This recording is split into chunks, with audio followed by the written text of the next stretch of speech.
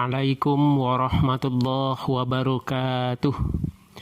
Bersyukur kehadirat Allah Subhanahu wa Ta'ala dengan mengucapkan Alhamdulillah.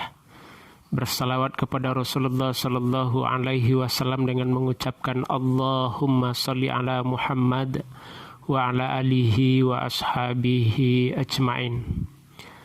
Sahabat semuanya, semoga Allah Subhanahu wa Ta'ala senantiasa limpahkan kebaikan kepada kita, sehingga kita diberikan kesempatan untuk menumpuk amal kebaikan dalam kehidupan kita, untuk menuju kehadiratnya. Sahabat semuanya, dalam Al-Quran Allah Subhanahu wa Ta'ala jelaskan, A'udzubillahi minasyaitonirrajim. Bismillahirrahmanirrahim. Wa tilkal amsalu nadribuha linnas wa ma ya'qiluha illal alimun. Dan kami buat perumpamaan itu untuk manusia, tidak ada yang mengetahuinya kecuali orang-orang yang berilmu.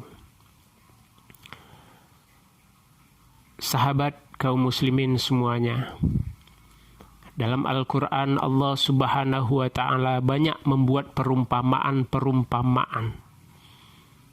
Salah satu perumpamaan itu adalah dalam bentuk serangga, sehingga dalam Al-Quran diabadikan oleh Allah Subhanahu wa Ta'ala ada 3 macam serangga yang menjadi nama surah dalam Al-Quran. Yang pertama, surah An-Nahl yang kita kenal dengan lebah atau tawon. Yang kedua, surah An-Namal yang kita kenal dengan semut.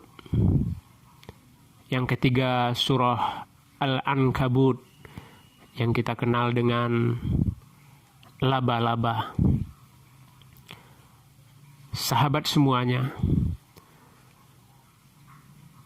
ternyata Allah Subhanahu wa Ta'ala mengabadikan 3 serangga itu menjadi nama surah dalam Al-Quran tidak sia-sia. Ada pelajaran besar, ada pelajaran yang berharga yang harus kita petik dari 3 itu.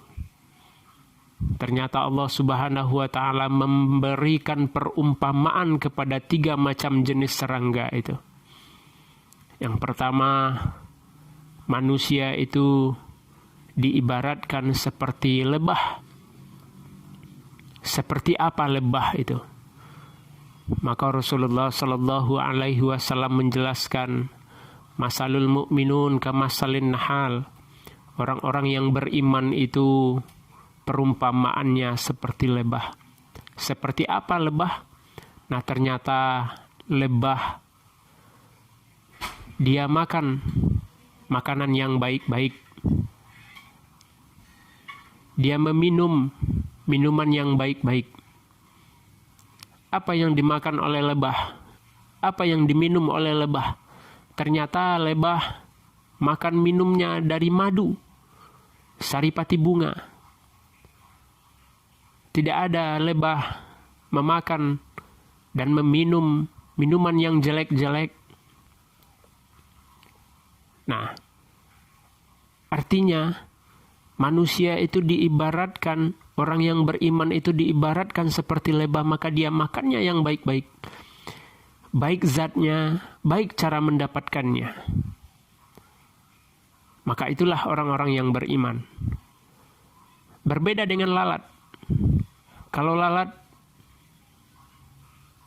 dia tidak peduli mana yang baik, mana yang jelek, mana yang harum, mana yang busuk.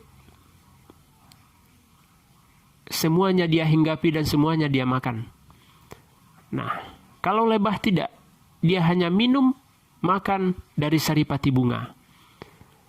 Nah, yang kedua, lebah itu mengeluarkan juga yang baik-baik.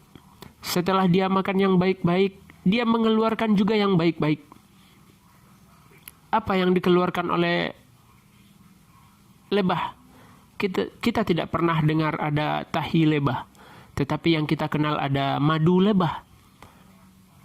Dan subhanallah, madu lebah ini menjadi obat penawar dari segala macam jenis penyakit. Nah, luar biasanya lebah. Setelah dia memakan makanan yang baik-baik, dia mengeluarkan yang baik-baik. Nah, berikutnya, lebah itu tidak pernah mengganggu orang. Nah, perumpamaan inilah yang diberikan oleh Allah kepada orang-orang yang beriman. Lebah tidak pernah mengganggu orang lain. Tidak ada kita kenal ada lebah iseng mengganggu orang yang sedang bekerja. Ada lebah iseng yang datang mengganggu orang yang sedang belajar. Ada lebah iseng yang datang ke masjid mengganggu orang yang sedang ibadah. Tidak pernah kita dengar. Tetapi jangan sekali-sekali kita mencoba untuk mengganggu lebah. Sekali dia kita ganggu, maka kemanapun kita kabur, kemanapun kita lari, lebah akan mengejar kita. Begitu hebatnya lebah. Nah, terakhir, lebah itu hidupnya tidak pernah membuat rusak tempat yang menjadi tempat tinggalnya. Dimanapun lebah bersarang, dia tidak pernah menjadikan tempat sarangnya itu menjadi mati, menjadi merana. Tetapi seperti apa dia datangi, maka seperti itu juga dia tinggalkan. Di mana dia membuat sarang, di mana dia membuat rumah, lebah itu tidak pernah merusak tempat itu. Nah, kiranya inilah yang menjadi gambaran untuk orang-orang yang beriman.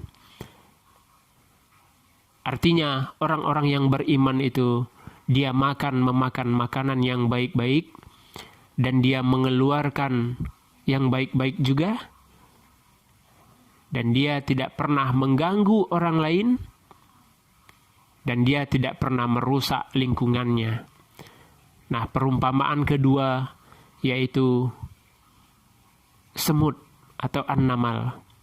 Semut ini kita lihat dia bersarang di dekat rumah-rumah kita dan bahkan ada di dalam rumah kita. Dan dia mencari makan makanannya di dalam rumah kita.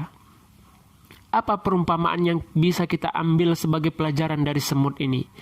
Ternyata hidup semut itu waktunya dihabiskan untuk mencari makanan. Dia tidak kenal siang dan malam, tidak kenal pagi dan petang. Semua waktunya itu digunakan untuk mencari makanan. Nah, kalaupun mendapatkan makanan, dia tidak peduli sebesar apapun makanannya itu. Nah, dia akan membawa makanannya itu, akan menggiring makanannya itu, sekalipun makanannya itu lebih besar dari badannya.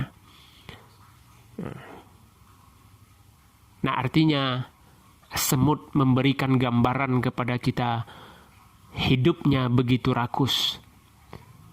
Maka perumpamaan manusia juga ada yang seperti itu. Siang hari, malam hari, pagi, petang dia habiskan waktunya untuk mencari dunia, untuk mencari kehidupan. Dia habiskan waktunya untuk menumpuk harta. Padahal rumah yang akan dia tinggali hanya satu cukup. Kalau makanan yang akan dia makannya paling satu piring pagi, satu piring siang, dan satu piring malam. Kalau pakaian yang akan dia pakai tidak pernah lebih. Paling-paling 3 lapis itu pakaian sudah maksimal. Baju dalam, bajunya, jasnya. Kalau ada yang lebih memakai dari itu, maka luar biasa. Dan orang akan mulai bertanya-tanya. Maka janganlah sekali-kali kita hidup seperti hidupnya semut, menghabiskan waktu hanya untuk mencari makan, menumpuk makanan lebih besar dari tumpukan badannya, dan kadangkala dia bisa mati karena terhimpit oleh makanan yang dia bawa. Nah, yang terakhir perumpamaan yang diberikan oleh Allah, yaitu laba-laba. Nah, seperti apa laba-laba itu? Ternyata laba-laba itu juga hidupnya di rumah-rumah kita. Dia membuat sarang di rumah-rumah kita. Apa perumpamaan yang bisa kita ambil dari laba-laba itu? Ternyata laba-laba itu, para sahabat semuanya, rumahnya begitu rapuh, sarangnya begitu rapuh. Meskipun sarangnya itu digunakannya untuk menjerat mangsanya, tetapi rumahnya itu begitu rapuh, tidak bisa dijadikan sebagai tempat berlindung. Apalagi pelajaran yang bisa kita ambil dari laba-laba itu? Ternyata laba-laba itu adalah makhluk yang begitu kejam. Dia mempertahankan hidup, rela membunuh saudara-saudaranya. Dia rela memakan apa saja sejenis serangga lainnya yang terjerat oleh rumahnya, oleh sarangnya, termasuk saudaranya sendiri. Nah, adakah orang yang seperti ini? Banyak.